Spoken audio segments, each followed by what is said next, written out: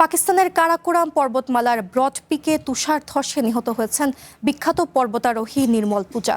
তার অভিযাত্রী প্রতিষ্ঠান এলিট এক্সপেডিশনস জানায়, নির্মল পূজা ছাড়াও এতে আরও ৯ আরোহীর মৃত্যু হয়।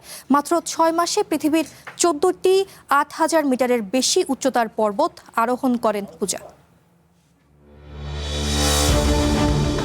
পাকিস্তানের কারাকোরাম পর্বতমালায় তুষার ধসে নিখোঁজের ৩ দিন পর আরও ৪ পর্বতারোহীর মরদেহ উদ্ধার হয়েছে। রবিবার উদ্ধারকৃতদের মধ্যে আছেন নেপালের বিখ্যাত পর্বতারোহী নির্মল পূজা। গণমাধ্যমের প্রতিবেদন বলছে, এই অভিযানের নেতৃত্বে ছিলেন তিনি।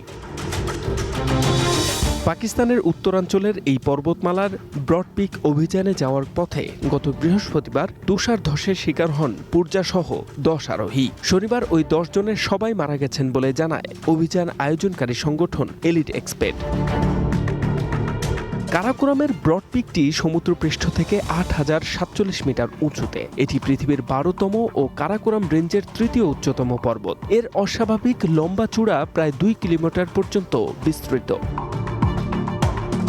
এক বিবৃতিতে পাকিস্তান কর্তৃপক্ষ জানায়, ব্রড পিকের প্রায় ৫,৭০০ মিটার উঁচু স্থানে পূজার মরদেহ শনাক্ত করে উদ্ধারকারীরা। সেখানে আরও ৩ জনের মরদেহ পাওয়া গেলেও তাদের পরিচয় নিশ্চিত হওয়া যায়নি। শুক্রবার ১০ জন নিখোঁজের তথ্য সামনে আসার পর বিভিন্ন গণমাধ্যম জানায়, আরোহীদের মধ্যে নেপাল, পাকিস্তান, ওমান, চায়না ও আমেরিকার নাগরিক ছিলেন। নাসার তথ্য অনুযায়ী ২০১২ সালের মার্চ পর্যন্ত ব্রড পিকে মোট ৪০৪ বার সফল অভিযান হয়েছে। এ সময় প্রাণ হারিয়েছেন ২১ জন পর্বতারোহী। H M Ataullah, one international desk.